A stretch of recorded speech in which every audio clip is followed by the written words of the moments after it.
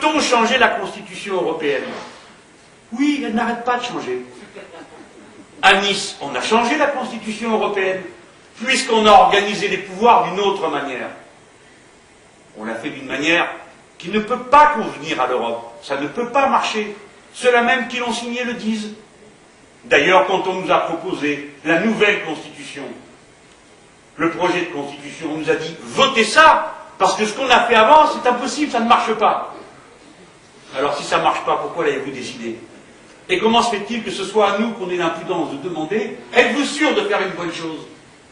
Mais qui nous demande ça? Ceux qui ne font que des mauvaises et le reconnaissent. La Constitution peut-elle changer? Oui, elle change sans arrêt. Et d'ailleurs, on nous a proposé de la changer. On nous a proposé un texte de Constitution. Les Constitutions peuvent changer. Ce que je veux dire, après avoir réglé ces deux questions de forme, qu'il est étrange, mais est-ce vraiment étrange? Que la seule forme de changement dont on ne veuille pas, c'est celui qui passe par le peuple. C'est la seule qui paraît déraisonnable. Se réunir des heures durant à 27 pays, ou à 16, parler des nuits et des jours, de la manière dont on paiera les carottes et les choux-fleurs, dont on va organiser le transfert d'un bout à l'autre de l'Europe de bouts d'avion. Tout cela est possible, mais demander au peuple ce qu'il en pense, ça n'est pas possible. C'est la chose qui paraît le plus compliquée. Or, c'est la seule chose que tout le monde sait faire, puisque nous l'avons fait dans tout et chacun de nos pays. Naturellement, il n'y a pas de hasard. S'il en est ainsi, c'est que toute cette construction politique fonctionne dorénavant à l'usage exclusif d'un modèle économique dont nous ne voulons pas et qui ne peut pas être séparé des formes institutionnelles qui le portent. Il est donc sans doute très pragmatique, et je serai pragmatique chaque fois qu'il le faudra, de dire que les actuels traités offrent des opportunités d'exercice d'une limitation du marché. Mais nous savons très bien que cela n'est pas vrai, car si par hasard c'est le cas, il y a toujours quelqu'un qui trouve la contre-mesure pour le rendre impossible. Ces institutions actuelles, cette organisation actuelle ne fonctionne exclusivement que dans le but de promouvoir le modèle libéral et d'interdire aux citoyens de s'en mêler. C'est la raison pour laquelle nous pouvons considérer que la Constituante est un objectif de type révolutionnaire, comme l'est toujours l'idée que la démocratie s'installe là où prévalait jusque-là l'ordre des choses qui va de soi, qu'on a toujours fait, et des belles personnes qui ont toujours été à la place où l'on donne des ordres et où l'on est d'ailleurs avec un fouet dans la bouche.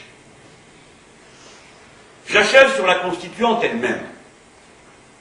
On dit ce n'est pas possible, parce que pour qu'il y ait une Constitution, il faut qu'il y ait un peuple.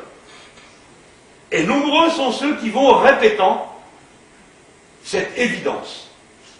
Je suis au regret de leur dire que cette évidence est un obscurantisme. Car ce n'est pas dans cet ordre-là que les questions se présentent dans la société politique. Je ne dis pas dans l'état de nature. Dans l'état de nature, à l'évidence, il y a la communauté biologique, que l'on appelle la famille. La famille élargie, le clan. Le clan élargi, la tribu. Et ainsi de suite. Ça, c'est dans l'état de nature. Dans l'ordre politique raisonné, le processus marche dans l'autre sens. Qu'est-ce qu'un peuple? On nous dit qu'il n'y a pas de peuple européen. Et qu'est-ce qu'un peuple? Nous avons, nous, une réponse, mais je ne crois pas qu'on soit les seuls. Je pense que tous ceux qui partagent les Lumières ont cette idée. Nous ne sommes pas d'accord. Moi, je ne suis pas d'accord avec l'idée d'un peuple qui aurait une identité autre que celle que lui confèrent ces institutions politiques. En tout cas, pour nous, les Français, c'est pas possible. Nous ne pouvons pas être un peuple blanc, nous sommes de toutes les couleurs. Mais apparemment, on n'est plus les seuls. Nous ne pouvons pas être un peuple catholique. Nous avons fait de grands efforts pour tâcher de le rester. Nous avons essayé de massacrer les protestants, et ensuite les athées, à de nombreuses reprises, pendant 3 siècles. Jusqu'au moment où, en inventant la laïcité, nous avons découvert que ce qui comptait, c'était d'abord ce qui faisait qu'un être humain ressemblait à un autre et qu'il était son semblable. Un peuple n'est pas décrit par sa langue au point de départ. Nous, les Français, quand nous avons fait la nation française, les gens ne parlaient pas la même langue. Il n'est pas décrit par le sang, la religion. Ou alors c'est autre chose dont nous ne voulons pas entendre parler et qui ne nous intéresse pas. Ce qui nous intéresse, c'est la communauté politique. Qu'est-ce qu'une communauté politique? C'est l'intérêt général qui la fonde. Qui fixe l'intérêt général? Ceux qui participent à sa définition. C'est pourquoi ils deviennent des citoyens. En exerçant le pouvoir, nous fondons la citoyenneté. En fondant la citoyenneté et en décrivant l'intérêt général, nous fondons le peuple. Le peuple est celui qui délibère d'une manière civique. Tout le reste est obscurantiste, à nos yeux. C'est la raison pour laquelle c'est la constituante qui fondera le peuple européen, et non pas le peuple européen qui fondera la constituante. C'est la volonté des citoyens de chaque État-nation, dans le dépassement de leur État-nation, qui est déjà fait, et la reprise de contrôle politique de la décision qui fondera le peuple européen. Car je le rappelle, la délégation de pouvoir des États-nations est déjà faite. La question qui se pose n'est donc pas de créer un pouvoir politique qui viendrait se substituer à celui que nous connaissons. Nous voulons créer un pouvoir politique par nos propres moyens qui contrôle ceux qui nous concernent et qui est déjà délégué à niveau européen et géré dans l'opacité des institutions qui ont été volontairement créées opaques pour que nous ne puissions pas gouverner. C'est le citoyen qui est le seul légitime à décrire l'intérêt général. L'intérêt général est l'objet dont la fabrication crée le peuple, les citoyens. C'est pourquoi, quand nous parlons de constituante, j'ai été très heureux que pour finir, les camarades se soient accordés sur ce mot. Nous ne le faisons pas d'une manière étroite. Nous laissons ouvert et à la tâche de la vie de décrire de quelle façon cette constituante peut advenir. Elle peut advenir de nombreuses manières. Elle peut venir du fait que dans les 27 pays, un mouvement assez puissant se lève pour l'exiger.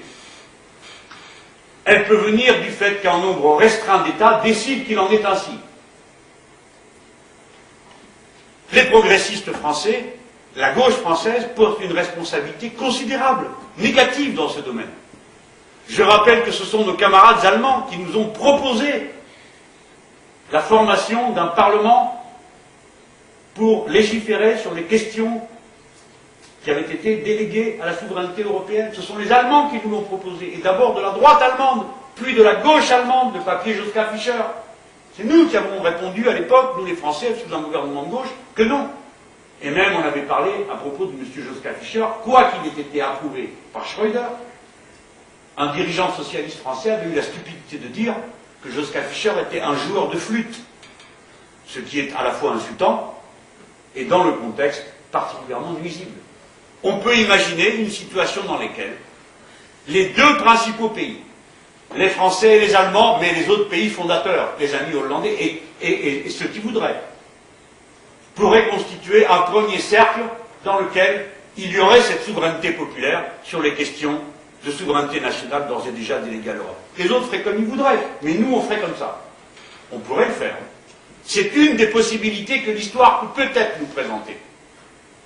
Ce n'est pas les dirigeants allemands qui sont les plus difficiles à convaincre. En tout cas, jusqu'à une date récente. Apparemment, maintenant, la température change. Vous savez, si vous ne saisissez pas les occasions, après, les choses se font autrement. Hein. Il peut y avoir aussi une autre possibilité. Cette autre possibilité, c'est qu'un mandat constituant soit donné à la prochaine Assemblée européenne, quitte à elle de décrire en quoi consisterait le fameux processus constituant. Cette Assemblée pourrait avoir le mandat de dire voilà comment il faut faire. Ou bien elle-même elle ferait, ou bien elle dirait voilà comment il faut faire. L'idée d'une constituante est donc un mot qui présente un objectif d'un haut niveau d'exigence démocratique, mais qui laisse ouvert les possibilités, les voies, les chemins par lesquels cet objet, la constituante, doit passer. Mais avec une exigence. Et je viens à ma conclusion. qui est présente dans le débat politique français. Une exigence non négociable. C'est que, quelle que soit la forme du texte, pour finir, ce soit le peuple lui-même qui en décide. Le principal acquis du non hollandais et du non français est le droit du peuple à se mêler de cette affaire.